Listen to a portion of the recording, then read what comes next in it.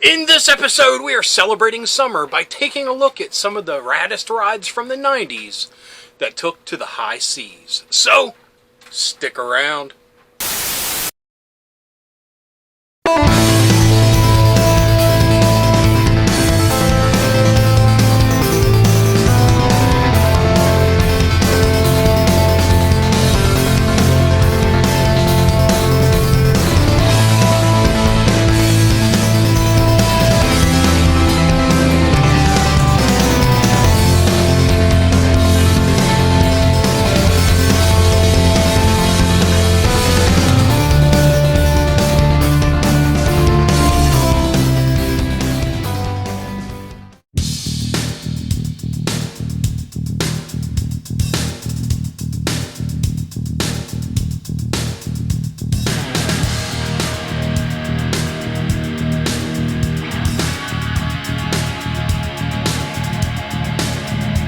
Hello, fellow dorks and dorkettes, and welcome to Nostalgia Syndrome.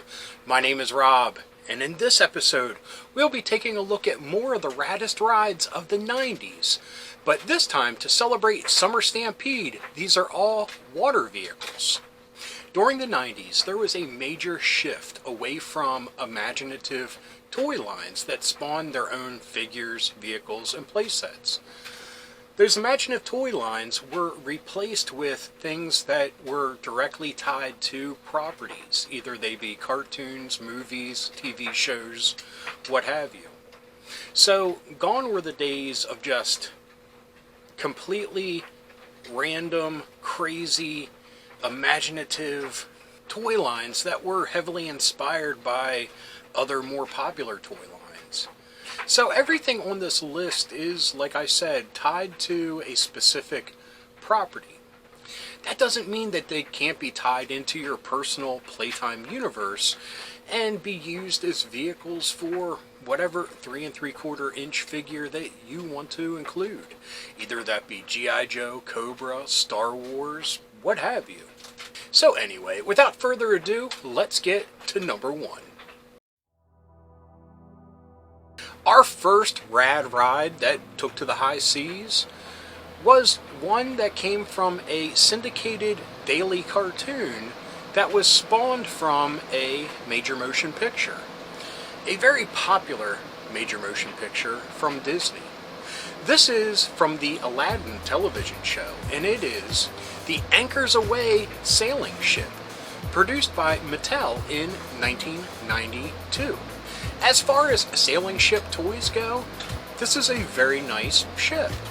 I mean, this could pass as a pirate ship for any of your 3 3/4 inch figures. Now, what play features this ship has? It has the crow's nest, very cool. It has a vinyl sail, which on the secondary market can look pretty rough. It also has flip and fire cannons on both sides. It has an extending gangplank that can come out, which you can march your foes to their watery grave, or you can also opt to use the trap door that's located on the back of the ship that, as it says, opens up to the raging seas below. So you have many options to how to do away with your prisoners of war. Now, the thing that I really like about this ship is the masthead. It kind of looks like a horned serpent. I don't know if it's supposed to be a bull with the horns, but it looks very much like a snake.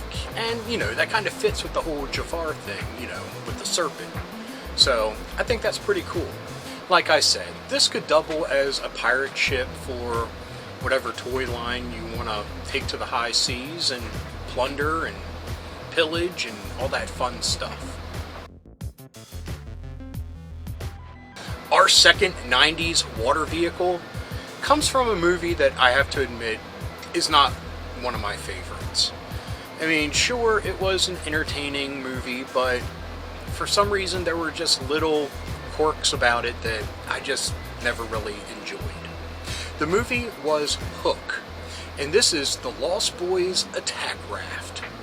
One of those biggest quirks that I did not like appears right on the box, and that is Rufio.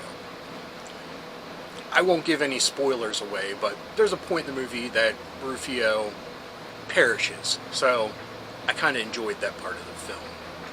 That's not taking anything away from the actor. I really dig him, but just didn't like that character. Anyway, one of the things that's really cool about this attack raft is it's got a second story. You can't really call it a crow's nest, but an actual, honest-to-goodness second story to it with a ladder that you can climb up with your figures. It also has a firing grappling hook, and it somehow has a mechanism that you can catapult the Lost Boys into battle. I can't really see how, but it's on the box, so you know it must be true. So on top of that, you have a movable rudder in the back. You have these paddle boat styled wheels that I kind of like that they incorporated something nautical into the wheels, because you're probably not going to take this into water but play with it on your living room floor. So I kind of like that design. And it also had these like spinning barrel things on either side of the deck. I don't know what those are there for, other than to recreate that part in the movie where they're running on the barrels. I don't know. But I think this is kind of neat. I mean, like I said, I'm not a fan of the movie. I also can't really see how you can tie this into any of your Playtime universe shenanigans. But, I mean, it's a pretty cool and well thought out toy, so I give it props for that. And here's a commercial that shows off the features of the Lost Boys attack craft a little bit better than probably what I described them as.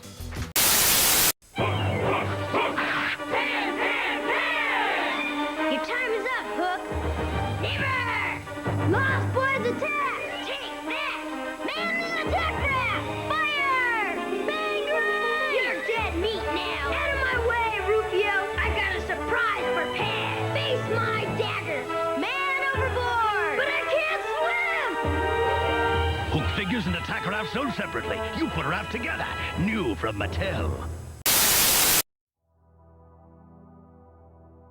Our third vehicle actually is from a movie that I quite enjoy. That movie is Batman Returns, and this is from Kenner in 1992.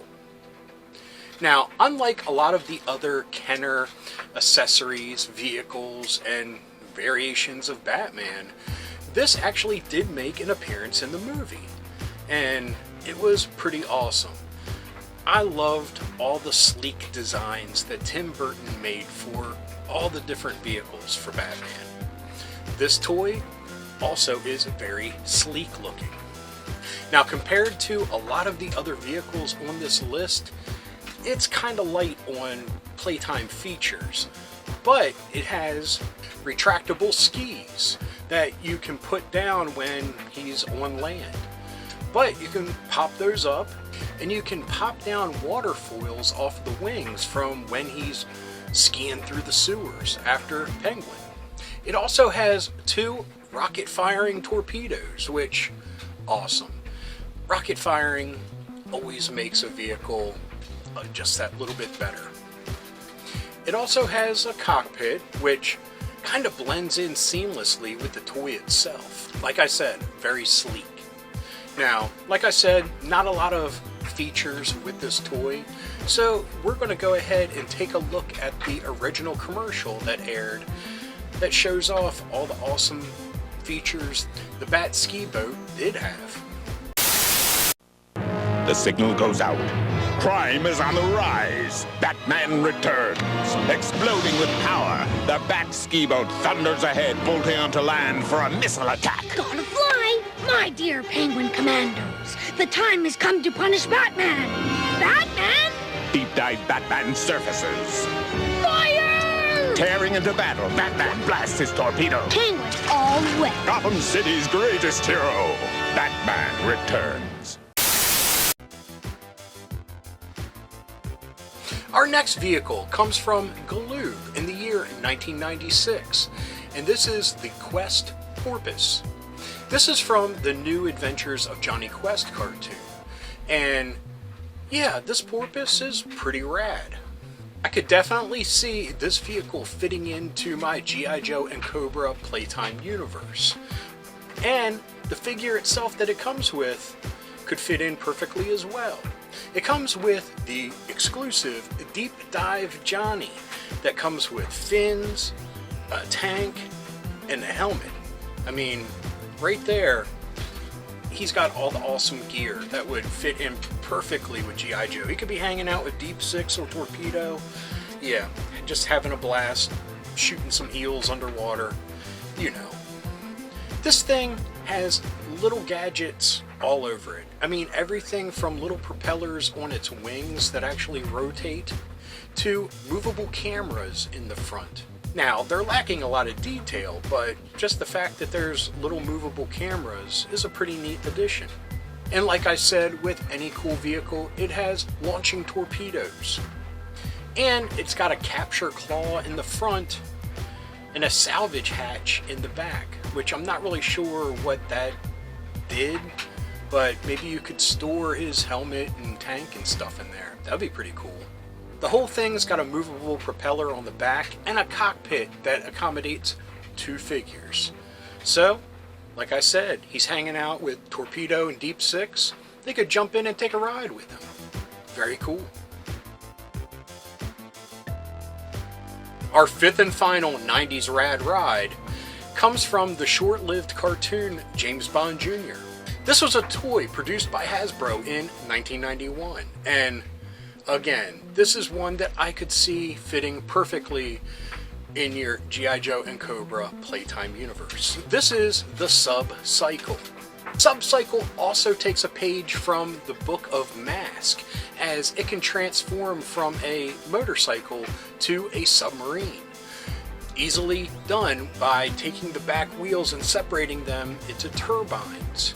Super awesome. Its cockpit accommodates 1 figure. Of course, it's a motorcycle. It's got a missile launcher on the back, front-mounted guns, and its double exhaust tubes on the back transform into twin-barreled cannons. Like I said, it takes a book from Mask, which is super awesome. You know, vehicle transforms into another vehicle, multi-function. So you go from land with the motorcycle to sea with the Subcycle. Like I said, as soon as I saw this, I could picture playing with this with my G.I. Joe figures. And yeah, this seems like something that would fit just perfectly with the whole Ninja Force things with their motorcycles. So yeah, it would be pretty awesome. Okay folks, that was a look at 5 rad rides from the 90s that took to the high seas that were water vehicles. Like I said, everything was tied to a property. We had movies like Hook and Batman Returns, and we had syndicated cartoons like Aladdin, James Bond Jr., and the Johnny Quest cartoon.